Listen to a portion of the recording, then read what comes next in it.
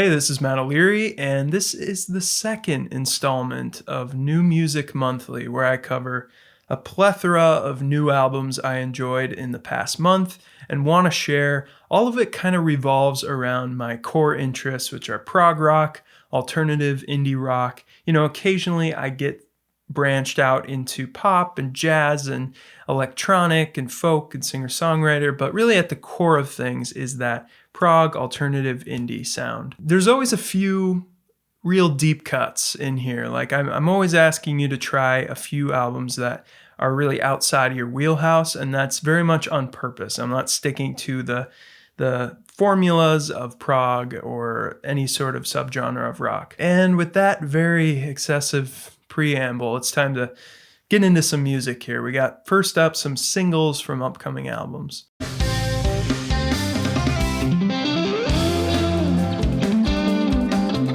One of the top math rock artists is guitarist Yvette Young and her band COVET, and they've shifted personnel here. They've changed things up. They got a new bassist and a new drummer heading into this album on April 7th called Catharsis. The first track, FIREBIRD, is a typically relaxed math rock track with all sorts of guitar wizardry and tapping, but played in a very laid back and easygoing way. It isn't really in the metal or punk sort of veins of math rock. It's more like the band Chon or Floral. Yvette said that every song on this thing sort of embodies a fantasy character.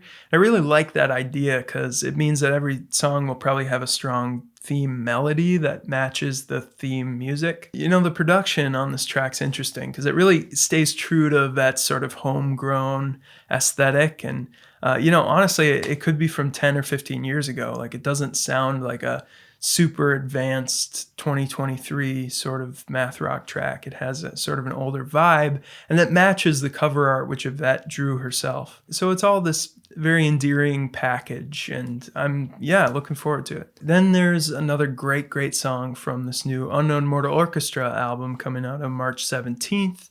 This is Ruben Nielsen's project, and they've pretty much released half the record at this point.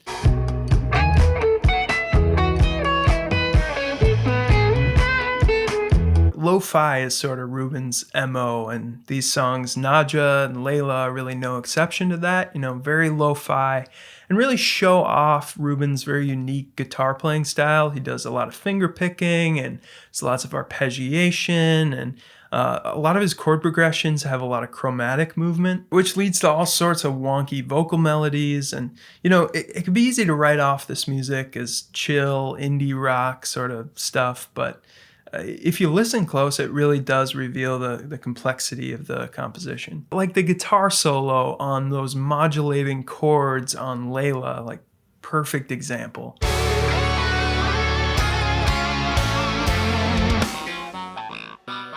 I'm sure there are a lot more singles to talk about, but I want to get into the albums, and the first one up here in the albums is the new one from the Haken boys, who have clearly asserted themselves at the top of the prog metal hierarchy with pure firepower, but also a really humble and fan-friendly spirit about the band. And Fauna has both of those things. It really demonstrates their range as a band with song after song that sound entirely unique. And just like one of my favorite Haken albums, Affinity, they include these shorter, poppier, more digestible tracks like Alphabet and Me, like Love Bite, to break up the bigger, more epic 8+ minute moments like Sempiternal Beings or Elephants Never Forget. Haken just seemed like this perpetual motion machine of a band. There's really no end in sight. We live in a very different music culture and just general culture than we did, when you think of these 70s bands that moved into the 80s, and these market pressures and the labels and the industry sort of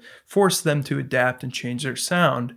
And, now is not really like that. Haken are separated from the mainstream, in their own niche, which has a huge audience, and they can keep going with this for as long as they can stay good buddies and just stay in good relations. Can they maintain their health? Can they maintain their curiosity? Can they maintain this energy and vitality? And I think on Fauna, the answer is definitely yes. The thing is just so dense that it's hard to really give an opinion this soon after, but I think so far my favorite tracks are the ones not released as singles. Some of the later ones, elephants, and then the closing track. What is it called? Eyes of Ebony. Love that song. More than anything about this album, I think when I heard it, it just struck me how great this really is, and how we live in such over-entertained times, such excessive times, that there's so many of us, including myself, that are just kind of like, meh, you know, pretty good, prog metal. If a prog fan from 1971 heard Haken,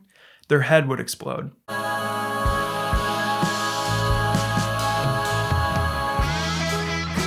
I'm going to stay over the Atlantic for this next album with the always reliable UK, you know, as far as music goes. It's an excellent debut album from two very successful musicians in their own right. It's the sprawling, eclectic album from the WAEVE. The WAEVE's made up of Rose Eleanor Dougal, who was in an indie pop band called the Pipettes.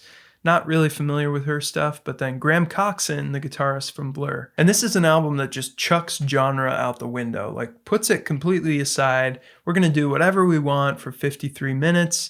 And there really is no retread territory. There's nothing that grows stale. Kill Me Again pulses with synth pop and this King Crimson-esque saxophone experimentation. While Over and Over is a lovely ballad with jazzy guitar and piano, and you know, that big vocal stack moment that happens near the end just comes out of nowhere, and then you get this big ballsy guitar solo. These songs are filled with jarring shifts and unexpected nuggets like that. You know, they really pack a lot into 5 or 6 minutes. It's far from pop, but the vocal melodies and hooks are here in spades. It's just a record that rewards more and more listens. Like, it's really got everything going for it. Great playing, great vocals, really great arrangements, and you know, sound play, and more than anything for me, the production and mixing. Before I go to the next album, I just want to stop and say thank you to anyone who's subscribed in the past few months, or anyone who subscribed like 6 or 7 years ago and then decided to stay when I came back. Hopefully you've discovered a lot of music with this channel over the years,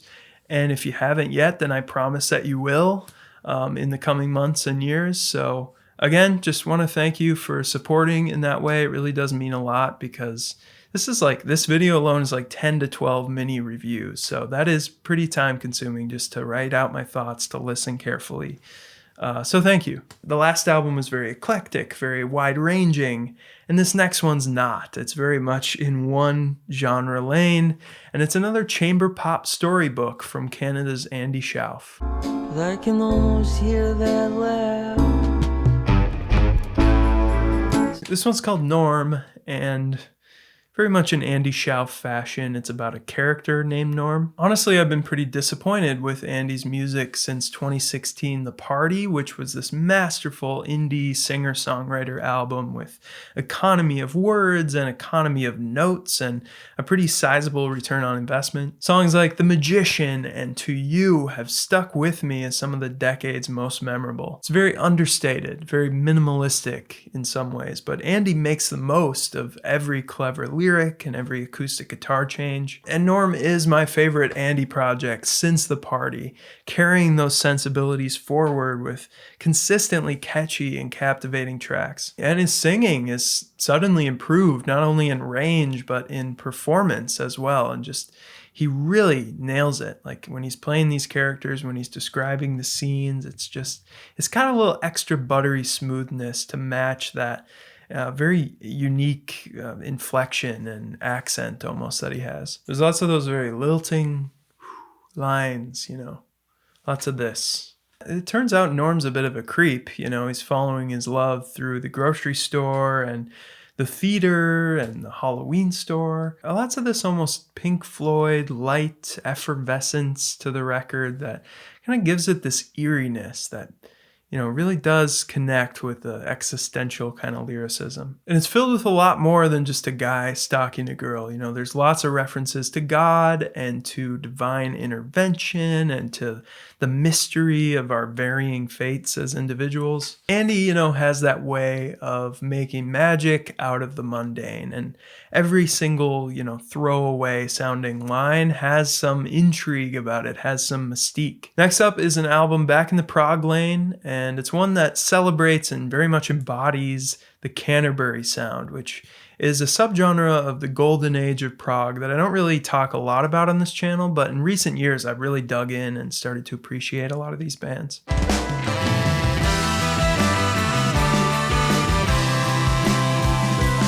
That is ZOPP's second album, Dominion. This thing has brass, it has organ, it has all these little telltale signs of Canterbury, like this very pure female vocal sound that's kind of choral, very adolescent, and it's just straight off of National Health's first album. Sometimes people might say it's a little too derivative of Hatfield in the North or National Health or those kind of bands. But there's not really a lot out there right now that's doing this kind of thing, so I'm here for it. And ZOPP really nails it too. Like, they managed to kind of modernize some of this sound while really sticking close to the spirit. Like, his vocals do sound a lot like Ross Jennings from Haken. You know, a little less range, a little less powerful. But this is a super fun, super ambitious album with tons of tangled instrumental passages and some really stellar epics like You or the closer Toxicity. Gotta thank my fellow reviewer Rhyme Signatures for turning me on to this one. And you know, I'd heard the album from 2020, the debut, but this one beats it in pretty much every way. Next up is a post-rock album from one of the bands I think does this best. You know, if you're talking just pure emulating the genre but doing it well, it's HUBRIS.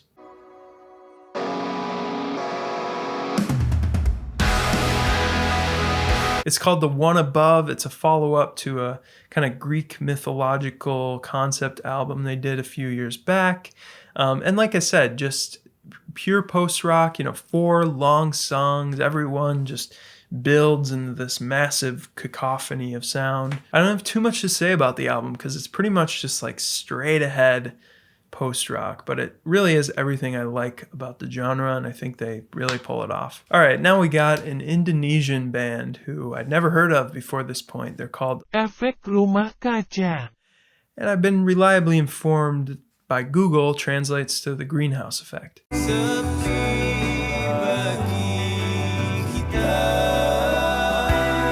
This album, RIMPANG or RIMPANG, is kind of best described as indie rock or art rock, but kind of in that lane of Mew or Sigur Rós with these big stadium rock arrangements. Some of the songs like the opening track or Heroic bring this glitzy synth sound that pairs really well with the reverb-drenched guitars. On the album, there's a handful of these very lazy, slow ballads that I could see coming across as a little sappy or saccharine. But the jazzy drumming and the guitar work and these hazy synths and harmonies and a very rich lead vocal just work for me on every level. The closing track, Manifesto, is not only one I can pronounce, but also probably what most would consider the most saccharine, sort of sappy sounding song, and also my favorite. The chords and the melody are just so dramatic and so beautiful, and it's just one of those deep cut tracks I feel very grateful to have found, just digging through all this music, maybe 2,000 to 3,000 songs a month,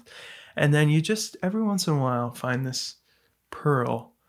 And that is Manifesto. The next album hit almost immediately after I included it in my most anticipated albums of the year. And that is probably the closest thing to the Reina Kindo. You know, it really scratches that itch. Out in the open, in the empty sky. This is Earthquake Lights with Desert Bloom. And I saw one review where they were described as a music's best hope. And I think for someone who likes rock, someone who likes organic instrumentation, and just a very classy approach to that sound, that's very fitting. 2019's Distress Signals was my album of the year, so I've listened to this one quite a bit since it came out. And it really does hone their jazzy indie rock sort of sound, just, you know, even more pronounced orchestral backing. The song Desert Bloom brings a very lush and enveloping string arrangement, and the rest of the band's just playing it very sparse and minimal, and you know, it all just gels together so perfectly. You get these little licks on the clean electric piano or Telecaster, but really the most prominent melodic instrument is this pick bass, you know, this P bass that's just doing all sorts of walking and melodies up the fretboard. And of course, a lovely, effortless tenor voice from Miles Rodenhouse. It's really an odd experience for me because they're checking every box just sonically as far as what I want in a band, but it's just not hitting me in the same way as that first album, and I'm not connecting with the songs quite as much. And for that reason, it feels a little too easy listening. It's so smooth, the instrumental palette is so dialed in, the recording and mixing is just on point, you know, everything goes together like gin and tonic. Yet, I just like it, you know, I don't love it. It feels like I'm the Bachelorette. Bear with me. I got two guys to pick, you know, I got two dudes left in this tournament. I don't know. One of these guys is perfect. You know, everyone likes him. He's well-mannered. He's attractive. He's well-spoken. He's soft-spoken, but he's stern and strong. Everyone's rooting for him, but my heart's just not in it. Yet I can't deny the excellent mood that this album sets and just, you know, takes up. It's going to sound so good on vinyl. It's going to fill my house with warmth and wonder. So for that, you know, I'm sticking it. It's just like in the friend zone. And the same could be said about this next album. You know, I feel like I'm really dressed the part today. Like I'm stepping up the class game. And this album is super classy, just like Earthquake Lights. And that's because it's one of the best known jazz pianists out there, Brad Mehldau, with his tribute album to the Beatles.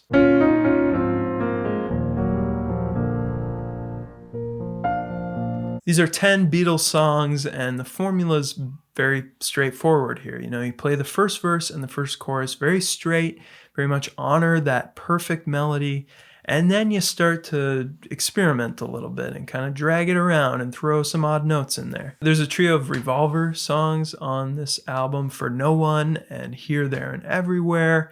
She Said. Those three are sublime. First off, those are some of the most beautiful melodies ever written.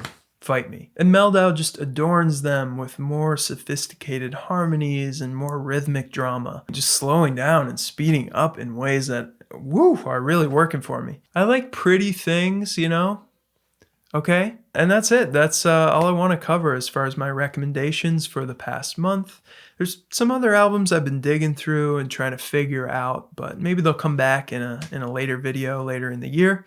Of course, let me know what you think about these albums in the comments below. Share some of your own favorites from the past month of February and early March, and we'll see you next time. Thank you so much for watching.